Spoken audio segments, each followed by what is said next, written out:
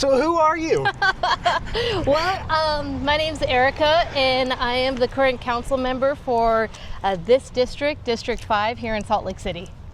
I think that this is just one of the gems of Salt Lake City. We've got so many fantastic neighbors here. Sounds like you've met some of them, whether it's running an urban farm. On that street right next to them, there's another community garden that was started by a neighbor, and they produce and share vegetables of all kind with the neighborhoods. We've got some awesome community organizations here like Fit to Recover that really provides a space for people in recovery to come together and exercise. There's a level of heart in this neighborhood that I think you'd be hard-pressed to find elsewhere. Right. And a real sense of pride living here, caring for each other, and wanting to improve our neighborhood. And that, to me, is just, it's infectious. It's really infectious. It's huge. Yes. Spend your dollars at places that look like the world you want to live in. Amen. Amen. I feel like what makes both Salt Lake City has 92% of businesses here are small businesses. And we've got a lot of awesome small businesses here in the Ballpark neighborhood.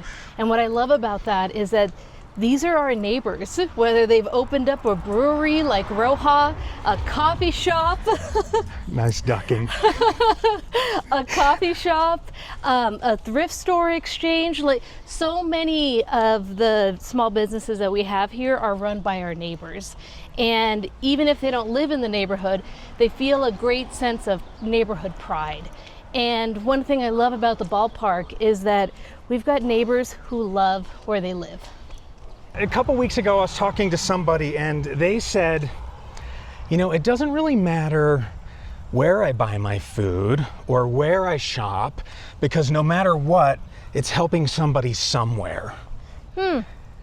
That was my reaction too. Like, expound on that a little bit. Well, I had my thoughts, but I'd love to hear yours. You know, for me, I could understand how it could be helping somebody somewhere, but I think you have an opportunity to ensure that how you spend your dollar reflects your values. And that's why you talked about, you know, where you buy your food. I am sure you may have seen in the news recently that Salt Lake City just opened its very first community-owned grocery store, a co-op. And I am so grateful to the neighbors and the advocates who really spent almost 2 decades advocating for that space. And now when I go in and I shop at the co-op, because I'm a proud member of it, I know that my dollar is going right back into a community-owned investment. And I couldn't be prouder of that. I think there's some value in that. And we got a little bug friend here. I think there's a values argument to be made there, but I think there's also an economic argument to be made.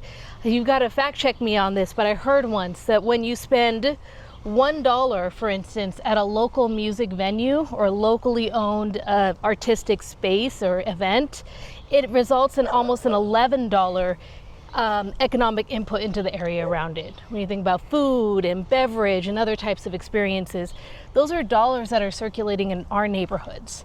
And that's something that I want to stand behind, and I want to encourage more of that sense of caring for each other right here, right now. Increasing our access to the natural world and reminding us of our rightful place within it. I want to make an impact, and some of the things that I'd be most proud of in terms of my time in public office is planting more trees.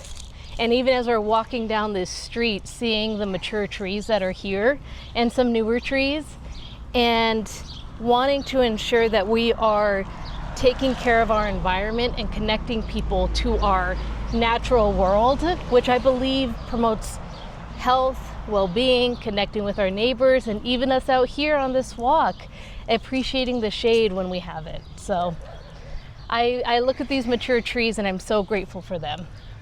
Yeah, you and me both. May I call you Erika? You can call me Erika. You and me both, Erika. Here we've got some natural shade from this mature tree.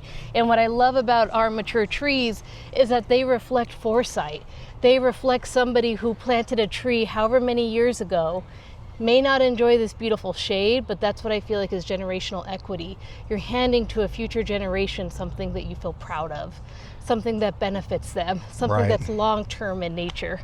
That's a So- really nice way to think about it. What I love about the 9 Line too is that it is a true public investment in the sense of anybody could come to this park and enjoy this park, and it becomes an activity for a parent with their child or families to come and enjoy this small park.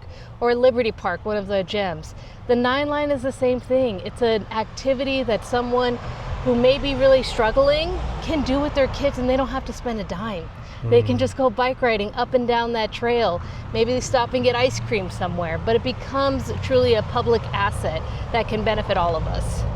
So as we're walking along West Temple right now, we started up here at Orenda Urban Farms and walked down and turned around, all in the heart of the Ballpark neighborhood. That's right. And we're coming back to a place that you think is pretty cool. That's right, the Ballpark Stadium site. Ooh, nice. Ballpark Stadium. Yes. Yes. That's a big shift coming down the pike. That is coming down the pike, yes. It might be some time before we get there, but you know, when the Bees announced that they were leaving, I think there was an opportunity to begin to reimagine what the space might be and what it might look like, and the city engaged the community in that conversation.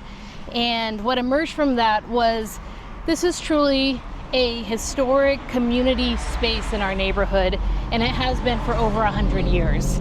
So what does the next iteration of that community space look like? And I'm excited for that when that comes to fruition, and before that comes to fruition, enjoying the stadium space that we have now. I sure appreciated the way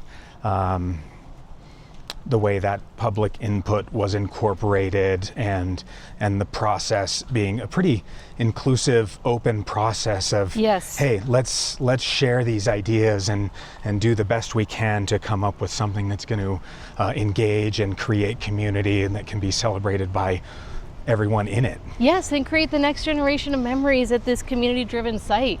You know, that has at least been a site where baseball has been played. Community members have come together for almost 100 years. Underneath 13th South is where 3 creeks converge. So buried under 13th South up here, we've got flowing water. In the plan, there's an opportunity to daylight that creek, exposing part of that creek, which, by the way, was how it was up until 1957. So that's something I'm really excited and hopeful about, is that ability to reconnect us to our water sources. That's so dear to my heart, I know Erika. it is. I love where those 3 creeks come out on what is it, 9th West? Yes, that's right. Yeah, the confluence. 17th South, the 3 Creeks Park there. There's something about being able to see that, Yes. see the water. Well, there's a way it flow connects it connects us to what is there. You know, we've got excellent, we've got our public infrastructure that delivers water through our tap or through our hose, but without seeing it, without feeling that connection, it's easy to take it for granted. One of the things that I've been trying to share is an idea about no diversion days. And there's hundreds of reasons it won't work, but I think one reason why it will, because we can actually see the water flowing. And the gist behind it is, what if one rolling day a week we didn't open any of the gates with the rivers and the tributaries, and we let the rivers and the streams and the creeks run all the way to celebrate our farmers and our ranchers, and people can see the water flowing. Wow. And like that very tangible, like today's the day, today's Tuesday, no diversion day, let's go down to the river. It's a party day. Totally. Yeah. What I appreciate, I got to learn more about what that might look like, but what I heard and what you shared is that there is an ability for water to be, again, the thing that it's always been for us as humans, and I imagine all of life, is a gathering place. It is a place where we come together, a place of reprieve, a place of replenishment. And so as you were talking about that, I was like, I got to learn more about this. I think right now is a time for bold imagination. This opened up, I want to say last year, and it's really a Ballpark library lab. And what I love about this is that it's some experimentation. It's thinking about, District 5 is the only district that doesn't have a full-scale library, but this is a step in that direction. And it's a space where teens and moms and parents and kids can come hang out And similar to an Amazon locker, you can pick up your books that you request right from this library. So it's a community space, it's a gathering space, and it's a new approach to thinking about what a neighborhood library might look like.